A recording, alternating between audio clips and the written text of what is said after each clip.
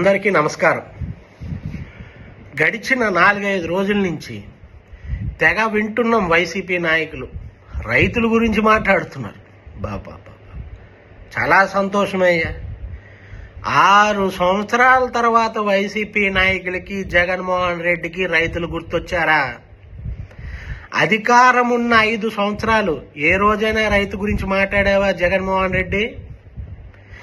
నువ్వు అధికారంలోకి వచ్చిన తర్వాత రైతులకున్న సబ్సిడీలను పూర్తిగా సున్నా చేసేసావు. రైతులు వాళ్ళు పండించుకున్న పంటను కూడా నీకు నచ్చిన దగ్గర అమ్మాలి తప్ప రైతుకు నచ్చిన దగ్గర అమ్ముకునే స్వేచ్ఛ కూడా నువ్వు ఇవ్వలేదు.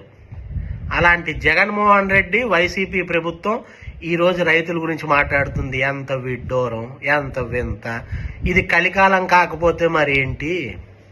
మీరు మాట్లాడతారా రైతుల గురించి? మీరిచ్చిన యూరియా కావచ్చు, మీరిచ్చిన ఎరువులు కావచ్చు, విత్తనాలు కావచ్చు, వాటికంట ఎక్కువ టన్నులు విత్తనాలు, ఎక్కువ టన్నులు యూరియా ఈ రాష్ట్ర ప్రభుత్వం చంద్రబాబు నాయుడు గారు ఈ సంవత్సర కాలంలో రైతులకు అందించడం జరిగింది. ఎందుకనో యూరియా కొరత దేశవ్యాప్తంగా వచ్చింది అనివార్య కారణాల వల్ల.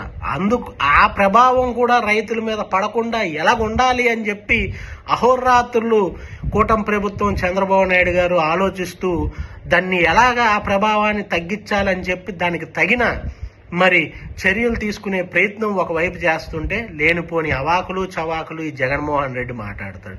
అయ్యా జగన్మోహన్ రెడ్డి, నువ్వు 5 సంవత్సరాల్లో ధాన్యం కొన్న 24 గంటల్లో కాదు, 24 రోజుల్లోనైనా నువ్వు ఒక పైసా రైతుకి ఇవ్వగలిగేవా?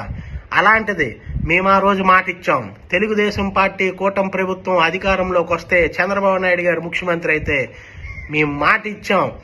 24 గంటల్లో అమ్మిన ధాన్యాన్ని డబ్బులు రైతుల అకౌంట్లో పడతాయన్నాం. రైతుల అకౌంట్లో పడించి చూపించాం. మేము రైతుల కోసం ఆలోచిస్తున్నాం, రైతాంగ అభివృద్ధి కోసం ఆలోచిస్తున్నాం. ఈరోజు మళ్ళీ సబ్సిడీలు వచ్చాయి, విత్తనాల కొరత లేకుండా వస్తున్నాయి. ఈ విధంగా రైతుల్ని సంక్షోభం నుంచి బయటికి తెచ్చే ప్రయత్నం చంద్రబాబు నాయుడు గారు చేస్తుంటే మరొకసారి వైసీపీ గూండాలు రైతుల ముసుగులో లేనిపోని అవంతరాలు సృష్టించే ప్రయత్నం చేస్తున్నారు. కానీ ఏ రైతు కూడా నమ్మడు. రైతు భరోసా 20,000 ఇస్తామన్నా మొదటి విడత 7,000 ఇచ్చి చూపించాం.